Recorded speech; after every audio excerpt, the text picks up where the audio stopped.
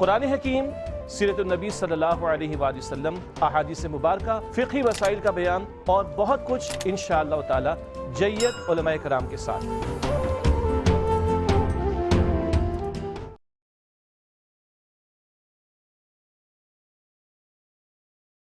اعوذ باللہ من الشیطان الرجیم، بسم اللہ الرحمن الرحیم۔ خواتین و حضرات، السلام علیکم ورحمۃ اللہ وبرکاتہ و مغفرتہ۔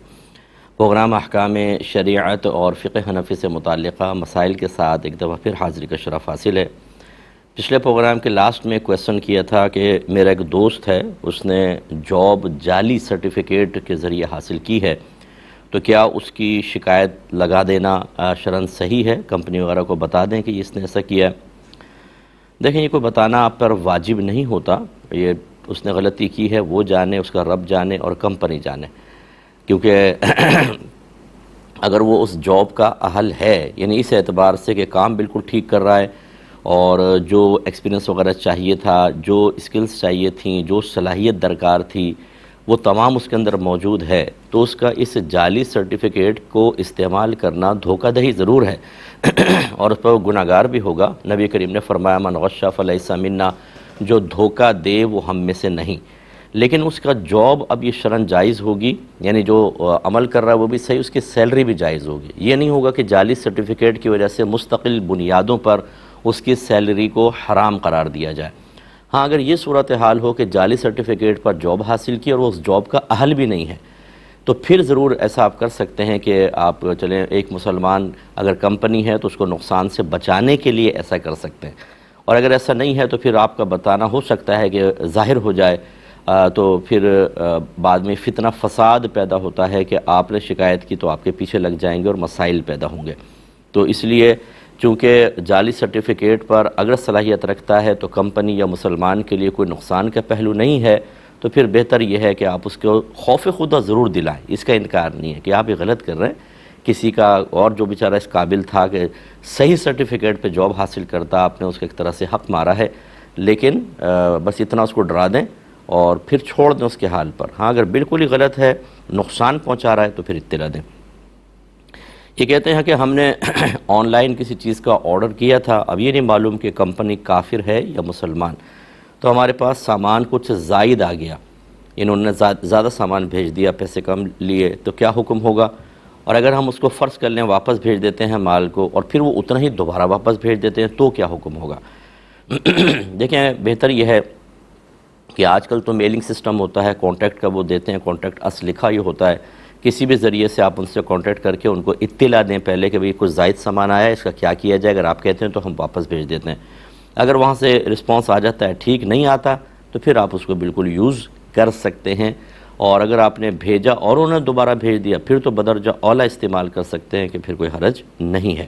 لیکن اگر آپ بالکل بھی کوئی اطلاع نہ کریں، کوئی ایسی ایکٹیویٹی نہ کریں، تو پھر آپ کے لیے صحیح نہیں ہے شرعاً۔ ہاں، اگر کافر کمپنی ہوتی تو پھر اس میں تھوڑی بہت گنجائش تھی، لیکن مسلمان کمپنی میں نہیں ہوگی۔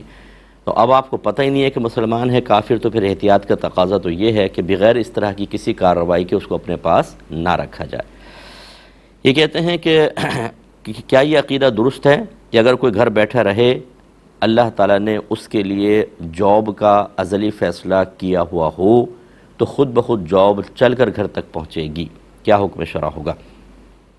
دیکھیں، یہاں تک تو عقیدہ بالکل ٹھیک ہے کہ اللہ تبارک و تعالیٰ نے بہت سی چیزوں کے ازلی فیصلے ایسے فرما دیے ہیں کہ ہم ان میں مجبور محض ہیں۔ یہ وہ مسائل ہوتے ہیں جو ہدایت، گمراہی، نیکی، بدی، کفر، اسلام، صحیح غلط کے علاوہ ہوتے ہیں، ان کے اندر ہم ایک طرح کا اختیار ہے۔ ایک شخص کفر اختیار کرتا ہے، اس پر اس کی گرفت ہے، اسلام اختیار کرتا ہے، اس پر اس کے لیے انعام ہے۔ اس میں ہم اپنی عقل استعمال کرتے ہیں، ذرائع اور اسباب استعمال کرتے ہیں۔ اس میں نہیں کہہ سکتے کہ جی اللہ نے تو ہمیں کافر ہی پیدا کیا تھا، یہ کافر اس نے کر دیا، ہم ہو گئے، تو یہ نہیں، بلکہ اس میں انسان کو اختیار گرفت ہے۔ اس کے علاوہ جتنی چیزیں ہیں، مطلب کون کہاں پیدا ہوگا، کتنے بچے ہوں گے، اس کی شادی کہاں ہوگی، کتنا کھانا کھائے گا، کہاں کہاں رہے گا وغیرہ، یعنی ان جو ہدایت، گمراہی وغیرہ کے علاوہ کے مسائل ہوتے ہیں، اس میں ہم مجبور محض ہیں۔ جیسے اب آپ نے جاب کا مسئلہ کہا، اس میں اصول کیا ہے وہ سمجھ لیجئے کہ عقیدہ تو یہی ہے، لیکن اصول یہ ہے کہ صحابہ کرام علیہم رضوان نے پوچھا یا رسول اللہ صلی اللہ علیہ وسلم، جب سب کچھ لکھ دیا گیا تو عمل کاہے کا رہا، کیوں کریں ہم عمل؟ نبی کریم صلی اللہ علیہ وسلم نے ارشاد فرمایا کہ تم عمل کرو، اللہ تعالیٰ نے جس چیز کے لیے پیدا کیا اس کو آسان کر دے گا۔ یعنی مراد یہ ہے کہ ہمیں ہاتھ پہ ہاتھ دھر کے بیٹھنے کا حکم نہیں ہے، بلکہ محنت کرنے کا حکم ہے۔ محنت کریں، عقیدہ یہی رکھیں کہ محنت سے آپ کو کوئی چیز نہیں ملے گی اللہ تبارک و تعالیٰ کے ازلی فیصلے کی وجہ سے۔ اس لیے بعض اوقات ایک آدمی بہت زیادہ محنت کرتا ہے، اس کے باوجود مقصود حاصل کرنے میں ناکام رہتا ہے۔ وہ کیا ہے؟ تقدیر الہی آڑے آ جاتی ہے۔ اس وقت اس کو مایوس نہیں ہونا چاہیے، بلکہ یہ سمجھ کر کہ میرے اللہ کا یہی ازلی فیصلہ ہے، اسے صدق دل سے قبول کر کے اللہ کی رضا پر راضی رہنے کی کوشش کرنی چاہیے۔ اور دوسرا یہ کہ یہ نہیں کہ ہاتھ پہ ہاتھ دھر کے بیٹھ جائیں نکمے پن کے ساتھ، اسے کوشش کرنی چاہیے، لیکن اسی یقین کے ساتھ کہ اس کا مطلوبہ رزلٹ وہی ہوگا کہ جو اللہ تبارک و تعالیٰ چاہے گا، نہ یہ کہ جو میرے ذہن میں ہے۔ ٹھیک ہے؟ تو اس لیے اگر کچھ مل جائے کوشش کے بعد تو یہ ہمارا کمال نہیں، یہ ہمارے اللہ کا فضل ہے۔ حضرت علی کرم اللہ وجہہ الکریم ارشاد فرمایا کرتے تھے کہ میں نے اپنے رب کو اپنے ارادوں کے ٹوٹنے سے پہچانا ہے۔ یعنی کیا مطلب؟ میں ایک پرفیکٹ پلاننگ کرتا تھا، لیکن بعض اوقات مطلوبہ رزلٹ نہیں آتا تھا، تو میں سمجھ گیا کہ ایک ذات ضرور ایسی ہے جو میری اس بالکل پرفیکٹ پلاننگ کی راہ میں ایک رکاوٹ ڈال سکتی ہے، وہ اللہ تعالیٰ ہے۔ لیکن آپ نے کوشش تو ترک نہیں کی، اور ہمیں اسی طریقے کو اختیار کرنا چاہیے جس پر انبیاء علیہ السلام، صحابہ کرام، اہل بیت اطہار اور نیک لوگ رہے ہیں۔ اور وہ یہی دیکھیں کہ ہمارے نبی کا جتنا اللہ پر توکل ہوگا کس پر ہوگا؟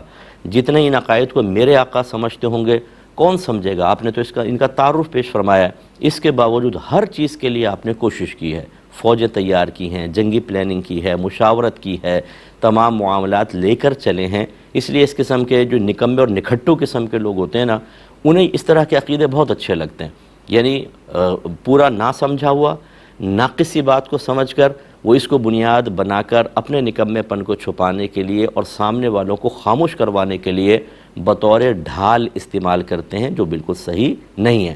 ایسے لوگوں کی اصلاح ایسے ہوگی کہ اس کو کمرے میں بند کر دیں اور کہیں کہ اگر تیری قسمت میں کھانا ہوگا تو پہنچ جائے گا، اب تو اندر رہے بس، پھر دیکھیں کیسے تڑپے گا کہ اگر نہیں کوشش کرنی ہے لے کر آؤ اور مجھے باہر نکلنے دو۔ اپنے گھر والوں کو بند کر کے اندر سے کنڈی لگا دو، تالے لگا دو کہ اگر اللہ نے رزق لکھا ہوگا تو گھر میں آئے گا، اس کے لیے کیوں ہم کوشش کرتے ہیں؟ تو یہ اس طرح کی جو ناقص قسم کی سوچ ہوتی ہے، یہ بعض اوقات نفس و شیطان ڈال کر ہماری زندگی کو ڈس بیلنس کرنا چاہتا ہے، اس پہ توجہ رکھیے۔ یہ کہتے ہیں کہ خواتین گھر سے کسی ادارے یا کمپنی کے ذریعے کمپیوٹر کورسز اور گرافک ڈیزائننگ سے متعلق کورسز کی مارکیٹنگ کر سکتی ہیں کہ نہیں، اور اس سے حاصل ہونے والا کمیشن حلال ہوگا یا نہیں ہوگا؟ جی بالکل کر سکتی ہیں ہماری بہنیں، اگر پردے میں رہ کر، کیونکہ اس میں اکثر کوئی سامنے آ کر آپ کو کہنا تو ہے نہیں۔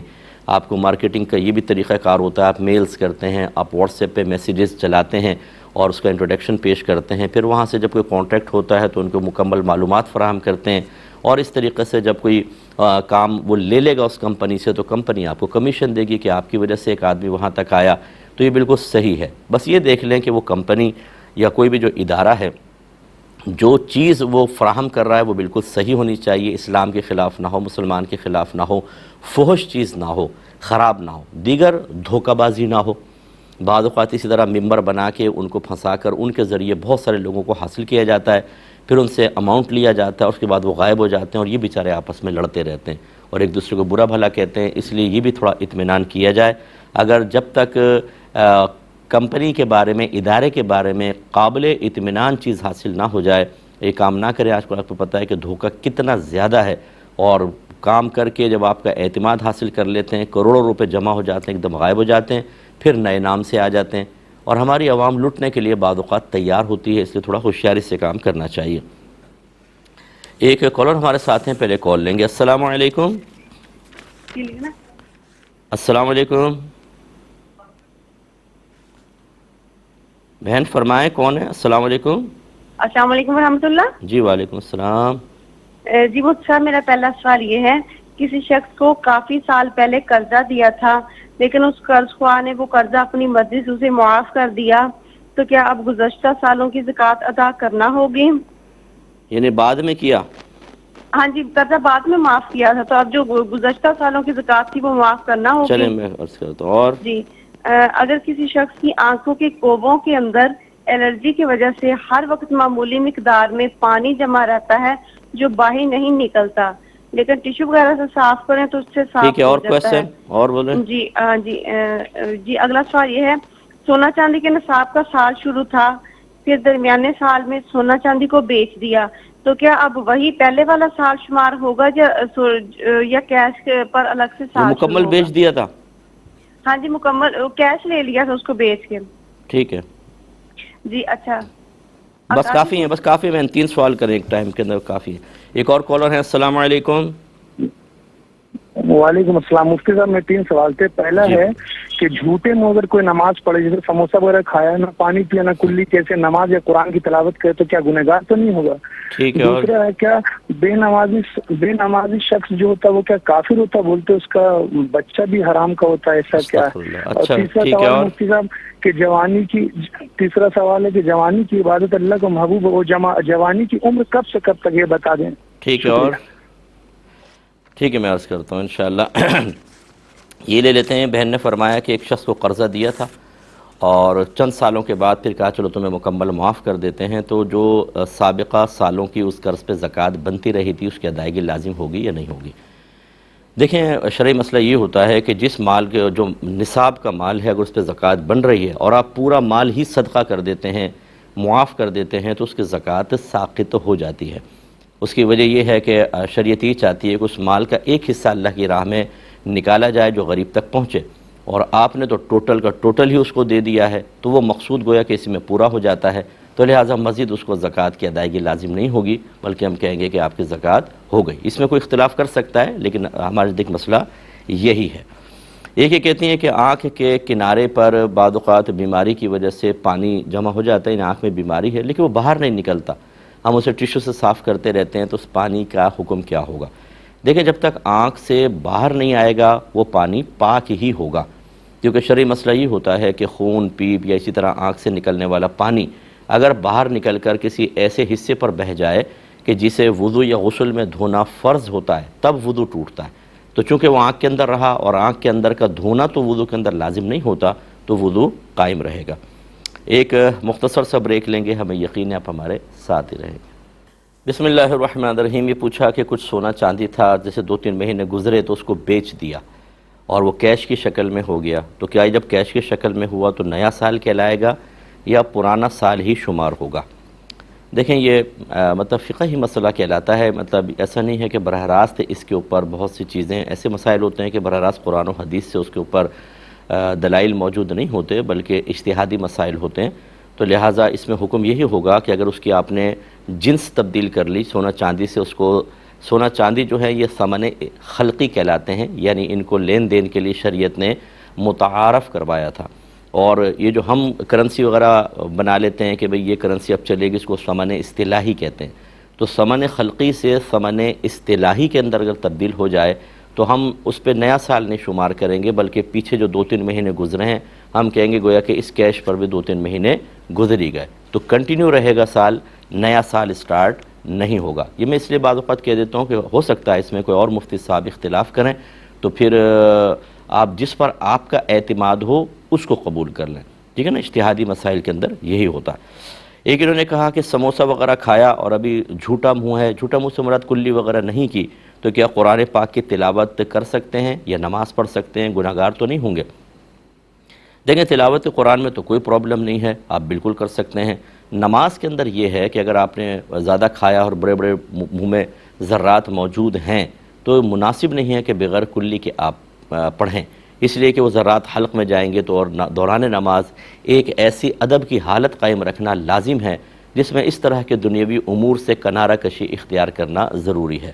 اگرچہ فقہ نے یہ فرمایا کہ اگر کوئی چیز کھائی ہے اور آپ نے نماز سٹارٹ کر لی اور وہ دانتوں میں پھنسی ہوئی چیز حلق سے نیچے اتر گئی اور وہ چنے کے برابر موٹی نہ ہو، اس سے کم درجے کی ہو، تو پھر وہ معاف ہوتی ہے، کیونکہ جب منہ کو بند کر لیں تو یہ ایسا ہے جیسے اندر کا حصہ باطن کہلاتا ہے، اور آپ کے معدے میں بھی کھانا موجود ہوتا ہے، آپ نماز پڑھ رہے ہوتے ہیں تو معدہ اپنا کام کر رہا ہوتا ہے، تو اس سے کوئی فرق نہیں پڑتا، ایسی پورے بدن میں ہمارے بلڈ سرکولیشن کر رہا ہے، وہ ناپاک ہوتا ہے، لیکن دوران نماز چونکہ اس کو نکالنا تو ممکن نہیں ہے تو وہ معاف ہے۔ ایسے جو منہ کے اندر چیزیں آ گئیں جب ہم منہ بند کر لیتے ہیں تو یہ ایسا ہے جیسے باطن، اور وہ باطن کے اندر کوئی چیز موجود ہو فرق نہیں پڑا، زیادہ یہ ہوا کہ ایک باطن سے اور مزید باطن میں چلی گئی۔ لیکن اگر موٹا ہو چنے کے برابر تو یہ بالکل ایسا ہوگا جیسے خارج سے کوئی چیز آپ نے کھا لی۔ تو یہ فقہا کے اپنے اندازے ہیں جو انہوں نے لوگوں کی آسانی کے لیے بیان فرمائے، لہٰذا اگر چنے سے برابر بڑی کوئی چیز ہے وہ نگل لی تو نماز فاسد ہوگی۔ لیکن یہ ضرور ہے جیسے میں نے آپ کو عرض کیا کہ اگر چھوٹا بھی ہے، تھوڑی بھی چیز ہے، آپ نے سموسے کھایا، اس کا ذائقہ محسوس ہوتا رہے گا دوران نماز، اور خاص طور پہ امام کے پیچھے مزے آتے رہیں گے، منہ میں مرچ مسالے کا ذائقہ، اور پھر وہ اسی طرح چیزیں اترتی رہیں گی، مناسب نہیں ہے، کلی کر کے کرنا چاہیے۔ خلاصہ کلام یہ ہے کہ اگر چنے سے برابر چھوٹے ہیں اور آپ نے کلی نہیں کی، گناہ نہیں ہے، لیکن زیادہ مکروہ تنزیہی کہہ لیں اس کو کہ شریعت کو ناپسند ہے۔ ایک یہ انہوں نے پوچھا کہ جوانی کی یہ بے نماز، سنا ہے کہ بے نمازی کافر ہوتا ہے اور معاذ اللہ اس کو جو بچہ ہوگا وہ ناجائز حرام کا ہوگا۔ جس نے بھی یہ فتویٰ دیا بالکل غلط دیا، اس کو بالکل دین کا پتہ نہیں ہے، اور ایسے لوگوں سے آپ بالکل مسائل حاصل نہ کریں۔ آج کل سوشل میڈیا پر بیٹھ کر ہر ایک کو شوق ہے پرچے لے لے کے جواب دینے کا، اور وہ یہ ثابت کرنے کی کوشش کرتے ہیں کہ ہم بھی بہت بڑے مفتی ہیں، لیکن وہ جواب بہت غلط دے رہے ہوتے ہیں۔ حدیث میں یہ ضرور ہے کہ نبی کریم صلی اللہ علیہ وسلم نے ارشاد فرمایا جس نے جان بوجھ کر نماز قضا کی وہ اس نے کفر کیا، اور بعض صحابہ کرام اسی پر فتویٰ دیا کرتے تھے اپنے دور میں، لیکن پھر دور بدلا اور امام اعظم ابو حنیفہ رضی اللہ تعالی عنہ نے ملاحظہ، اور اچھا یہ بھی بعض صحابہ وہ فتویٰ دیتے تھے کفر والا، بعض بالکل یہ کہ یہ کو کافر نہیں ہوگا، بہت برا ہے، ہاں حلال سمجھ کے کرے گا تو کافر ہوگا۔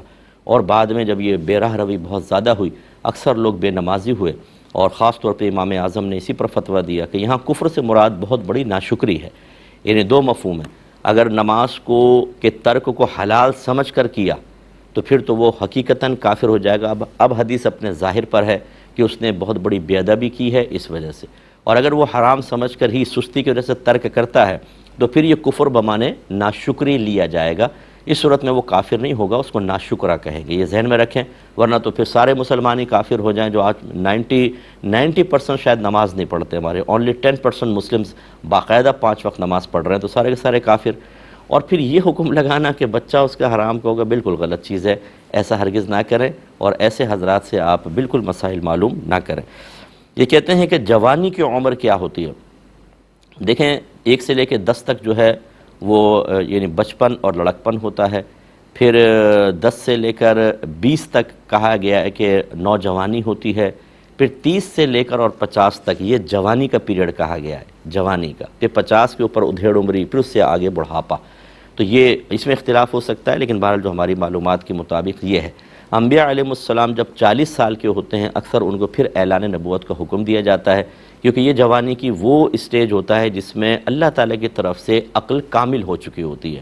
یعنی جو عقل کے اگر تجربات کے ذریعے، مشاہدات کے ذریعے، علوم کے ذریعے اکثر عقل بالکل کامل ہو چکی ہوتی ہے، تو 40ویں سال، اس لیے اکثر انبیاء علیہ السلام کی جہاں پہ آپ دیکھیں گے اعلان نبوت کا حکم ہوگا 40 سال کے بعد ہوگا یا 40ویں سال میں ہوگا۔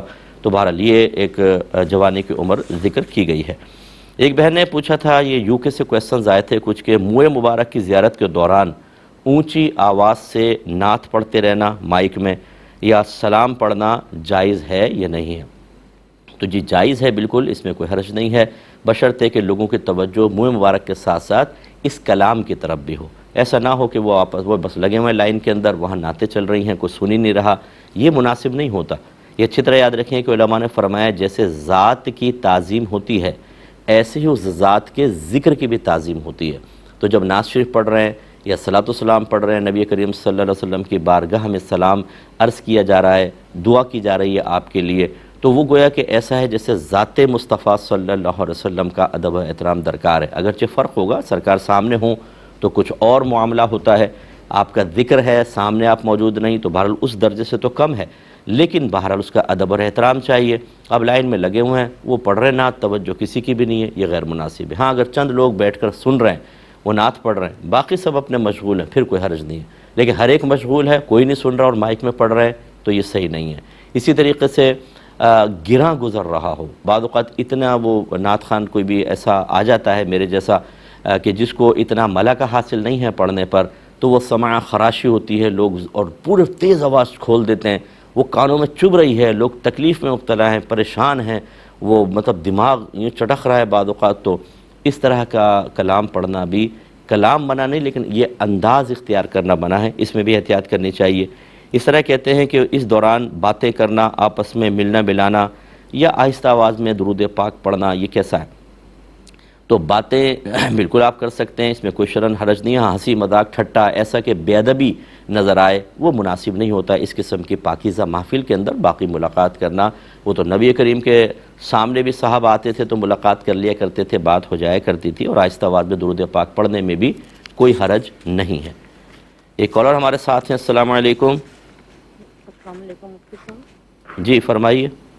مفتی صاحب میرا سوال یہ ہے کہ میری بڑی بہن نے اپنی بیٹی کی شادی اپنی پھوپھی کے بیٹے کے ساتھ کی، کچھ خاندانی جھگڑوں کی وجہ سے بیٹی کا وہاں گزارا نہ ہوا اور وہ ادھر سے طلاق ہو گئی۔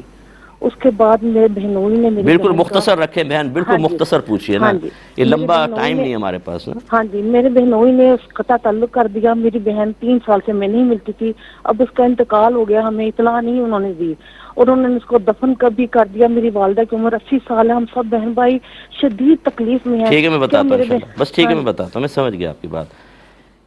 اسی کویسچن کو لے لیتے ہیں کہ اگر کوئی قریبی رشتہ دار ہے اور سامنے والا کسی وجہ سے اس کی میت کی، اس کی موت کی خبر نہیں دیتا، دیگر معاملات گویا کہ بالکل دور کر دیتا ہے اور پھر دفنا بھی دیتا ہے، تو کیا حکم شرع ہوگا؟ دیکھیں یہ سخت گناہ ہے۔ پہلی بات تو یہ کہ ملنے نہ دینا یہ قطع تعلقی اور قطع رحمی کے اندر آتا ہے، اور شریعت نے اس کو سختی سے منع کیا، یہ حرام اور گناہ کبیرہ ہے۔ بلکہ اگر کوئی اس کو حلال سمجھے گا، بغیر کسی شرعی وجہ کے قطع تعلق یا قطع رحمی کو حلال سمجھے گا تو کفر بھی ہے، کیونکہ قرآن کی نصوص قطعیہ سے اس کا حرام ہونا ثابت ہے۔ ہاں اگر کوئی معقول وجوہات ہیں، جیسے کہ آپ ارشاد فرما رہے ہیں ٹائم نہیں ہوتا کہ ہم لمبی بات کر سکیں، اس وجہ سے میں بڑی معذرت چاہتا ہوں کہ میں آپ کے سوال کو بعض اوقات کاٹ دیتا ہوں، کیونکہ بہت لوگ متوجہ ہوتے ہیں، سوال بریک کر جائے تو ہر ایک کی وہ ضرورت کا نہیں ہوتا تو پھر لوگوں کو کوفت ہوتی ہے، اس وجہ سے میں نے آپ کو روک دیا۔ لیکن ہم اس کا جواب آپ کو یہی دے دیں گے کامل انداز سے کہ اگر فرض کر لیں آپ کا کوئی قصور ہے اور خود وہاں شریعت یہ کہتی ہے کہ ٹھیک ہے اب آپ قطع تعلق کر سکتے ہیں، تو پھر کوئی حرج نہیں ہوتا۔ اس کے کئی صورتیں ہو سکتی ہیں، مثال کے طور پہ کوئی شخص ایسا ہے کہ جس نے اپنے عقائد کو تبدیل کر لیا اور کفری عقائد اختیار کر لیے، مرتد ہو گیا، یا اعلانیہ طور پہ وہ گناہ ایسے کرتا ہے کہ اگر ہم اس سے رابطہ رکھتے ہیں یا بچے جاتے ہیں تو گناہ سرائیت کر جائیں گے ہمارے اندر، اور ہم بھی ان گناہوں کے اندر مشغول ہو جائیں گے۔ اسی طریقے سے کوئی دھوکے باز قسم کا ہے، جادو ٹونے میں بعض لوگ بڑے ماہر ہوتے ہیں، برملا اظہار کرتے ہیں تم پہ ایسا جادو کراؤں گا تمہاری خوشیاں ختم کر دوں گا اور فلاں فلاں فلاں، اس کے شر سے محفوظ رہنے کے لیے اگر کوئی قطع تعلق کرتا ہے تو پھر تو کوئی حرج نہیں ہے۔ لیکن اگر ایسی وجوہات نہیں ہے بلکہ دنیاوی عام وجوہات ہے، تم نے یہ کہہ دیا تھا، تم نے فلاں بات کہہ دی تھی، تم نے رشتہ نہیں دیا تھا، تم نے ہماری آوبھگت صحیح نہیں کی تھی، اور اس وجہ سے قطع رحمی قطع تعلق کرے تو حرام اور گناہ کبیرہ ہی ہوگا۔ دوسرا ہماری بہن نے یو کے والی نے پوچھا تھا کہ یو کے کمیونٹی سینٹر میں منہ مبارک لانا، جہاں غیر مسلم بھی اپنا پروگرام کرتے ہوں اور شراب وغیرہ پی جاتی ہو، کیا حکم شرع ہوگا؟ دیکھیں اگر تو بیک وقت یہ صورتحال ہو کہ یہاں شراب پی رہے ہیں، یہاں آپ منہ مبارک لے آئے، پھر تو بالکل بے ادبی ہے۔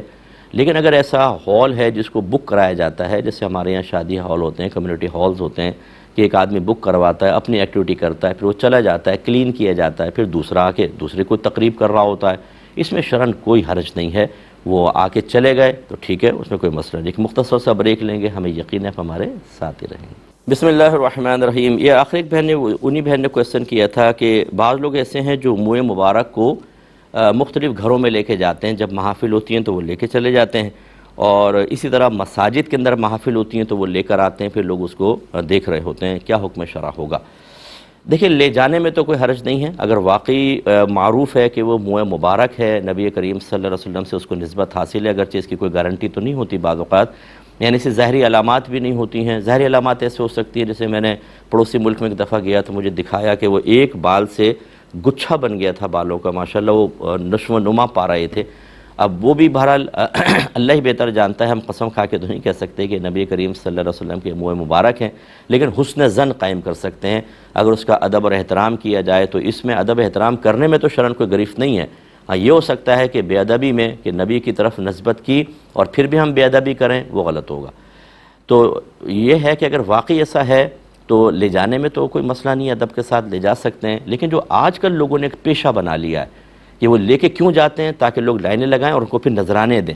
یعنی منہ مبارک کو بھی کیش کرنا شروع کر دیا ہے اور لے جا کے پھر رکھ دیتے ہیں اور اس سے پیسہ کمانا شروع کر دیا. یہ شرعاً بالکل ٹھیک نہیں ہوتی چیز. اپنے گھر میں رکھیں ادب کے ساتھ اگر یہ اس طرح کی حرکتیں کرنی ہیں. اور یہی وجہ ہے کہ جب اس طرح کوئی چیز دیکھتا ہے تو ملتی ہے ترغیب. پھر دوسرا جعلی کوئی بال بنا کر اس کی زیارت کروانا شروع کر دیتا ہے. یعنی اندازہ کریں بی بی فاطمہ رضی اللہ تعالی عنہا کے سر کے بال کی زیارت کروائی جائے گی. بی بی فاطمہ کا بال آپ کے پاس کہاں سے آ گیا؟ وہ تو اتنی پردے میں رہا کرتی تھی, اتنی متقیہ, آپ کے پاس کیسے آ گیا بال؟ بی بی فاطمہ کی چادر کی زیارت کروائیں گے, آپ کے پاس کہاں سے آ گئی چادر؟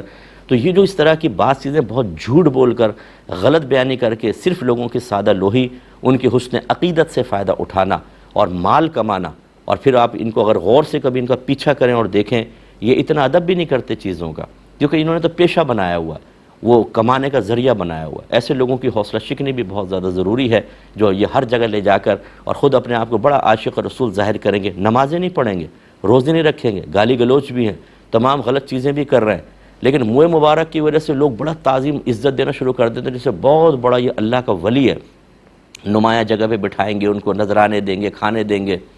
مفت کی حکومت آ گئی صاحب, دین میں بچے نمازیں پڑھیں نہ, ان کو کوئی پرواہ نہیں ہے, مبارک کی زیارت کرو, نذرانہ دو اور جاؤ.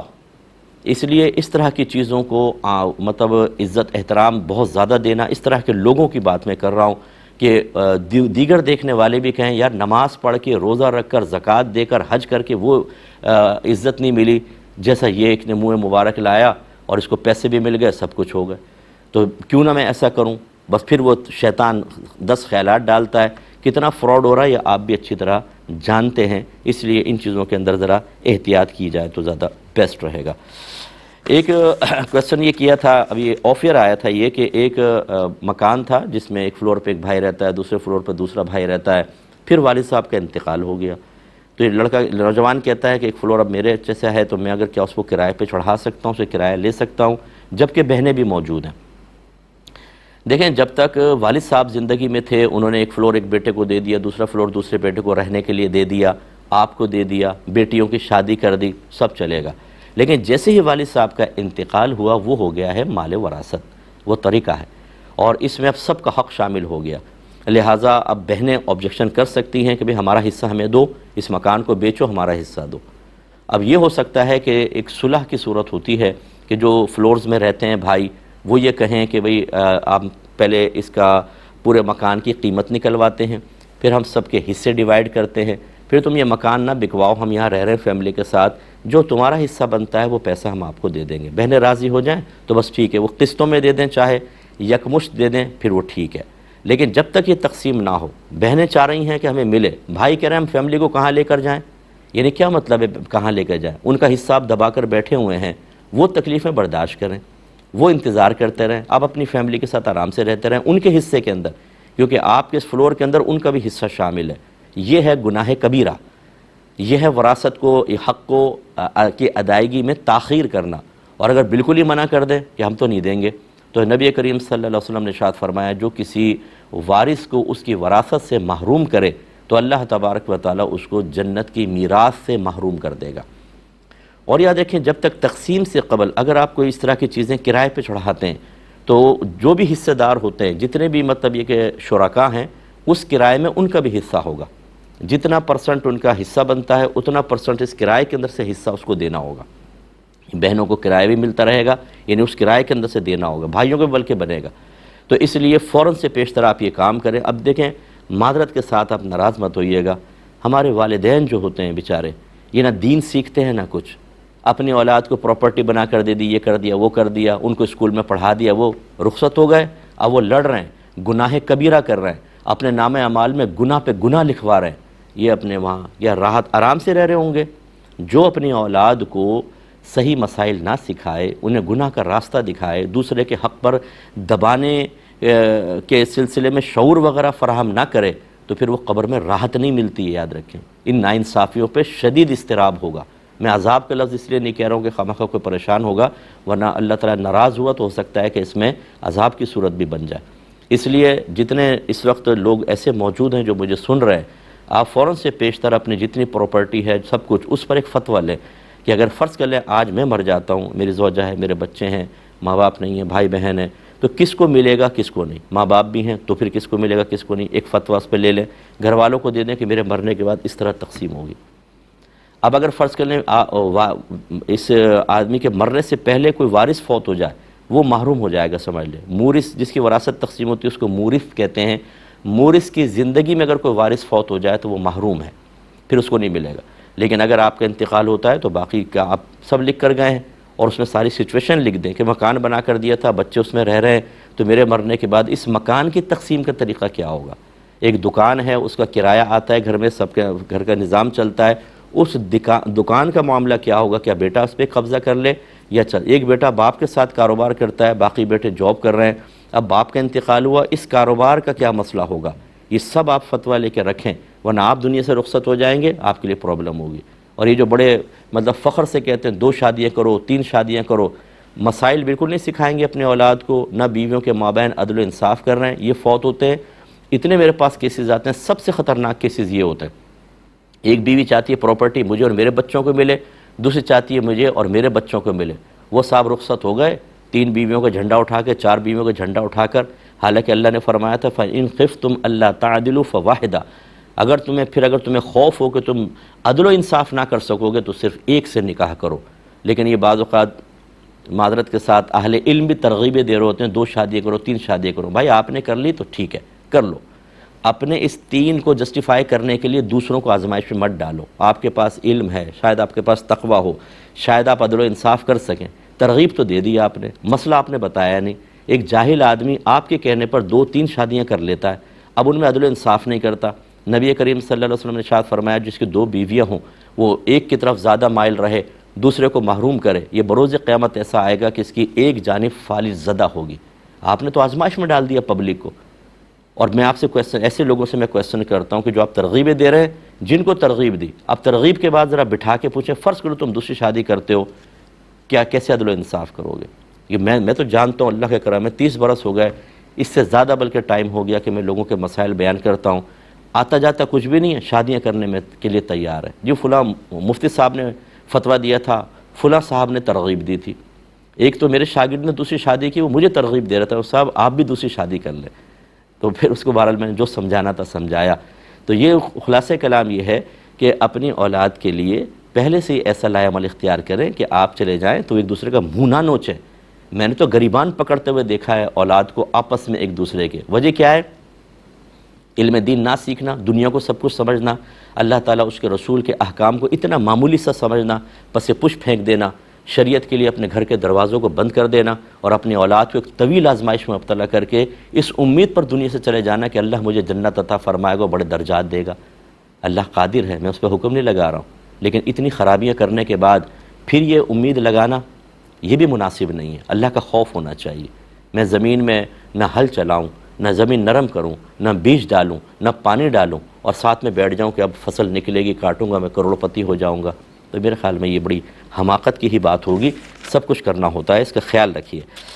ایک یہ کویسچن کیا گیا کہ ایک بچی طلاق یافتہ ہے اور اس کی عدت ابھی چل رہی ہے، اس کے لیے ایک رشتہ آ گیا، تو کیا اس بچی کی ملاقات لڑکے سے کروا سکتے ہیں؟ کیونکہ چاہتے یہ ہیں کہ جیسی عدت ختم ہو فوری طور پر رشتہ نکاح کروا دیا جائے۔ دیکھیں جب کسی کی طلاق چل رہی ہو تو نکاح کا صراحتاً پیغام دینا بالکل گناہ ہوتا ہے، یہ قرآن نے حدیث نے منع کیا ہے۔ اشارتاً کنایتاً ہو سکتا ہے کہ جیسے کوئی بچی ہے، گھر والے چاہتے ہیں اس کا رشتہ کرنا، تو یوں کہہ دیں کہ ایک لڑکا بہت اچھا ہے، رشتے کی تلاش کر رہے ہیں، تو انشاءاللہ دیکھتے ہیں، پھر یوں بچی کے ذہن میں آ جائے کہ وہ ایسا ہے، بس یہ اتنا ہو سکتا ہے۔ یا کوئی براہ راست کے جیسے کزنز وغیرہ ہوتے ہیں تو وہ پردے میں رہ کر کے بھی میں اسی طرح کی ایک عورت کو تلاش کر رہا ہوں، کاش مل جائے، تو یہ اشارہ ہو گیا، بس یہ ہو سکتا ہے۔ لیکن صراحتاً یہ پیغام دینا اور پھر ملاقات کروانا دوران عدت، ذرا غور کیجئے، مطلب یہ چیزیں مناسب نہیں ہیں۔ اس پہ میں تھوڑا سا کلام مزید کروں گا، لیکن ایک مختصر وقفے کے بعد انشاءاللہ حاضر۔ اچھا سوری، اب تو وائنڈ اپ کا وہ آ گیا ہے، تو انشاءاللہ ملاقات ہوگی نیکسٹ ویک میں، اگر میری زندگی رہی اس وقت تک کے لیے اپنے میزبان کو، ہماری کیو ٹی وی کی پوری ٹیم کو اجازت مرحمت فرمائیں۔ آپ ہمارے لیے دعا کیجئے، میں آپ کے لیے دعا گو ہوں کہ اللہ تعالی ہمیں شریعت کو بھی کچھ اہمیت دینے کی توفیق عطا فرمائے، آمین۔ وآخر دعوانا ان الحمد للہ رب العالمین۔